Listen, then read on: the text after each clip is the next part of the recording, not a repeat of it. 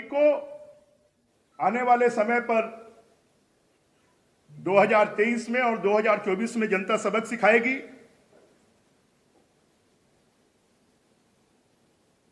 कांग्रेस में अभी जैसे बरसात के समय पर लोग अपने घरों की मरम्मत करते हैं, वैसे ही मुझे लगता है कि कांग्रेस पार्टी की छत्तीसगढ़ में मरम्मत का काम चल रहा है और कहीं ऐसा ना हो कि इस बाढ़ में पूरी कांग्रेस पार्टी बह जाए,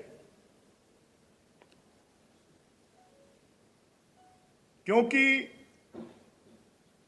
दिल्ली से लेकर छत्तीसगढ़ तक कांग्रेस पार्टी भ्रष्टाचार के आकंठ में डूबी हुई है।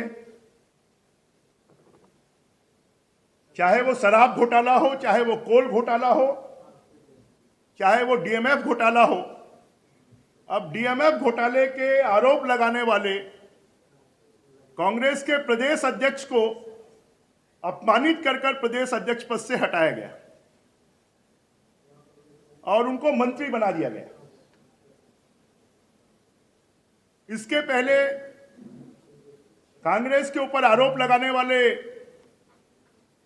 वरिष्ठ मंत्री, जिन्होंने कहा कि 7 लाख गरीबों को मैं घर नहीं दे पा रहा हूं, इसलिए मैं ग्रामीण विकास विभाग छोड़ता हूं और मेरे खिलाफ मुख्यमंत्री जी के द्वारा षड्यंत्र किया जा रहा है, ऐसे आरोप लगाने वाले व्यक्ति को मुख्यमंत्री उप मुख्यमंत्री बना दिया गया।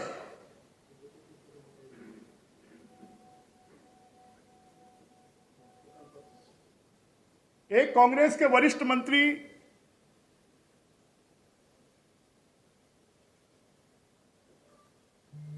टेकाम जी को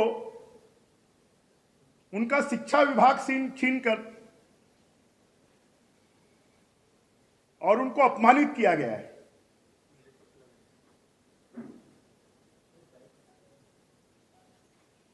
और सब लोग जानते हैं कि प्रेम साय सिंह जी टेकाम किससे जुड़े हुए हैं, किस गुट को वो बिलोंग करते हैं। तो ऐसे राजा को तो मैं धिक्कार करता हूं कि जो राजा अब राजा नहीं रहकर लल्लू राम हो गए, जो सरगुजा में राजाओं के जमीनों का देख रेख करते हैं, उसको लल्लू राम कहते हैं। और जिनको प्रदेश अध्यक्ष बनाया गया, अभी तक वो अयोग्य थे, इसके कारण कोई उनको महत्वपूर्ण पद नहीं दिया गया।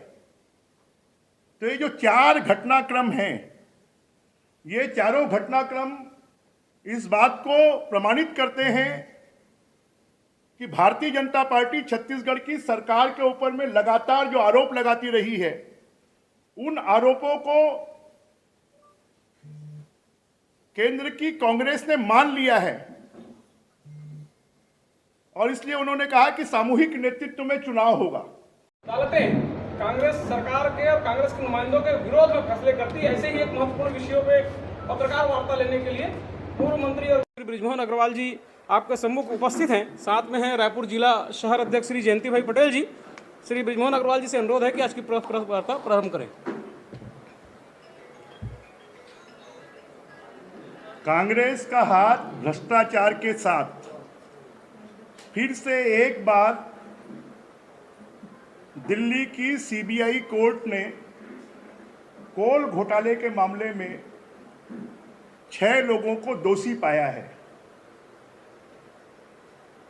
कोयले की कालिख में कांग्रेस का चेहरा हमेशा काला हुआ है। पहले भी 1,76,000 करोड़ के कोयला घोटाले को भारतीय जनता पार्टी ने सामने लाया। मोदी जी ने सभी कोल ब्लॉक को कैंसिल कर उनकी पॉलिसी को, उनके सिस्टम को कि नीलामी के आधार पर होगा, छत्तीसगढ़ में भी कोयले की कालिख में पूरे सरकार का चेहरा पुता हुआ है। कांग्रेस और भ्रष्टाचार ये एक दूसरे के पूरक हैं। छत्तीसगढ़ के फतेहपुर ईस्ट कोल ब्लॉक के मामले में दिल्ली की सीबीआई अदालत ने इसको आपराधिक धोखाधड़ी के माध्यम से कोल ब्लॉक प्राप्त किया गया है, ऐसा प्रमाणित पाया है। कांग्रेस की सरकार ने तो इस मामले को समाप्त कर दिया था, परंतु अदालत ने कहा कि हम इस मामले को समाप्त करने की अनुमति नहीं देते हैं, सीबीआई फिर से जांच करे। और उस जांच के आधार पर यह साबित हुआ है कि कांग्रेस के दिल्ली के नेताओं से लेकर, कांग्रेस के शीर्षस्थ नेताओं से लेकर राज्यों के नेता भी कोल घोटाले में और कोल को अपने भ्रष्टाचार का एक बड़ा माध्यम इन्होंने बनाया हुआ है।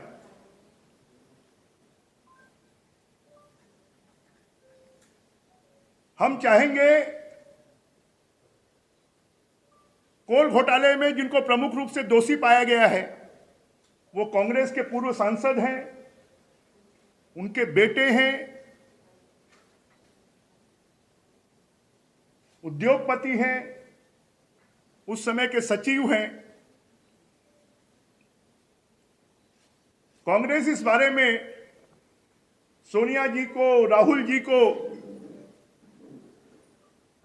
स्पष्ट करना चाहिए और छत्तीसगढ़ के कोल घोटालेबाज लोगों के खिलाफ में क्या कांग्रेस कार्रवाई करेगी? ईडी ने छत्तीसगढ़ के कोल घोटाले में 500 करोड़ रुपए की गड़बड़ होने का, लेवी वसूली का आरोप लगाया है।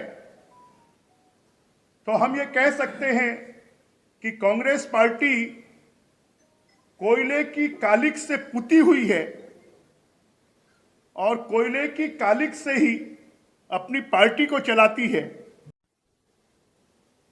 और 3 महीने के लिए, 100 दिनों के लिए उप मुख्यमंत्री, 100 दिनों के लिए प्रदेश अध्यक्ष, 100 दिनों के लिए मंत्री पद, 100 दिनों के लिए योजना आयोग का अध्यक्ष। मुझे लगता है ये छत्तीसगढ़ के पूरे आदिवासी समाज का अपमान है। जिस समय टीएस सिंहदेव को उप मुख्यमंत्री बनाया गया, उस समय ताम्रध्वज साहू जी को क्यों नहीं बनाया गया? उस समय मोहन मरकाम को क्यों नहीं बनाया गया?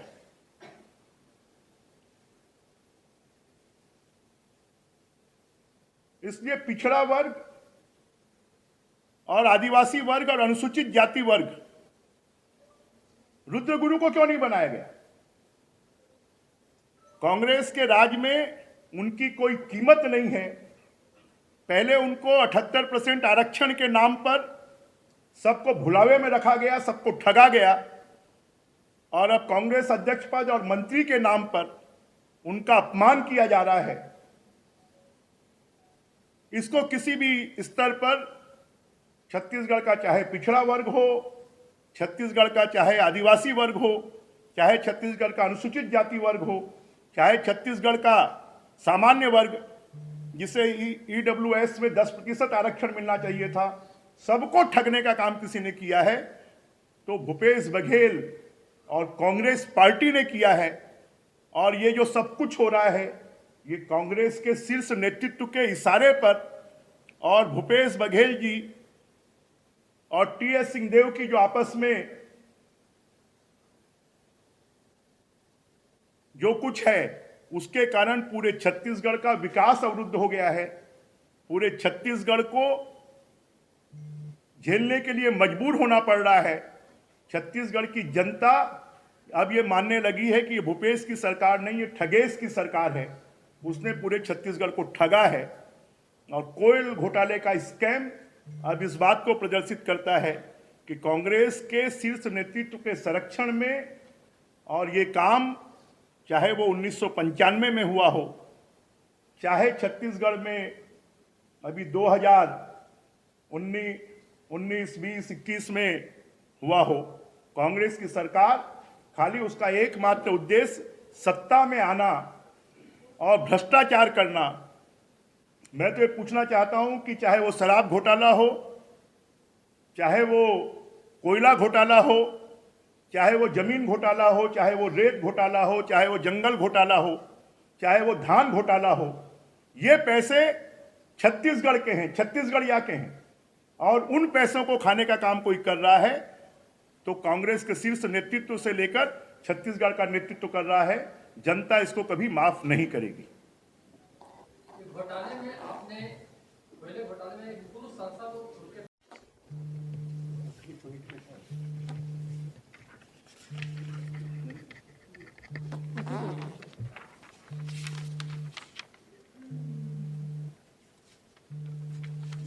विजय दर्डा जी ने केंद्र में प्रधानमंत्री जी, उस समय कांग्रेस के थे, उनको पत्र लिखकर और ये कोल ब्लॉक आवंटन का आग्रह किया था, और उसी के आधार पर कोल ब्लॉक आवंटन हुए, और उसको सीबीआई ने और कोर्ट ने माना है कि आपराधिक कृत्य किया गया है, षड्यंत्र पूर्वक किया गया है।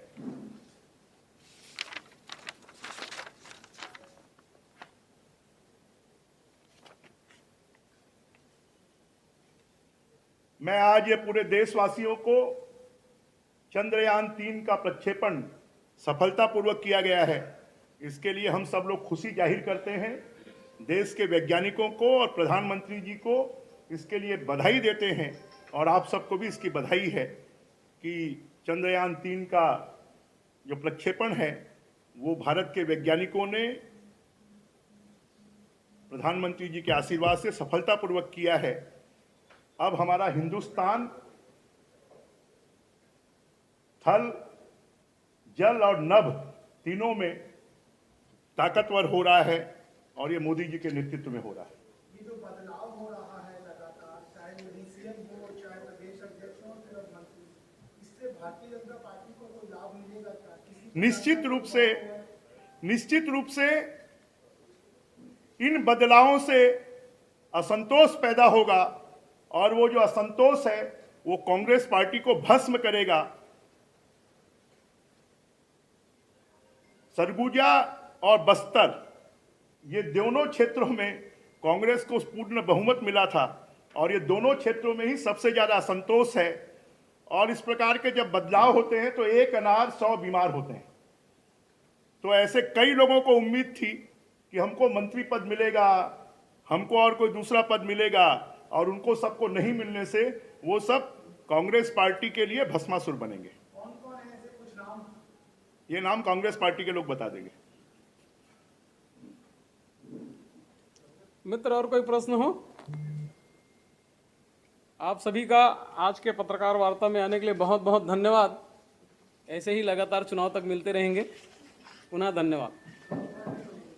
अमर उजाला अब आपके टीवी पर भी। अपने स्मार्ट टीवी पर YouTube पर सर्च करें अमर उजाला, चैनल सब्सक्राइब करें और देखें ताजा खबरें, वो भी HD क्वालिटी में। और हाँ, बेल आइकन दबाना ना भूलें ताकि हर खबर हो आपके घर। अमर उजाला, निष्पक्ष, निर्भीक, निरंतर।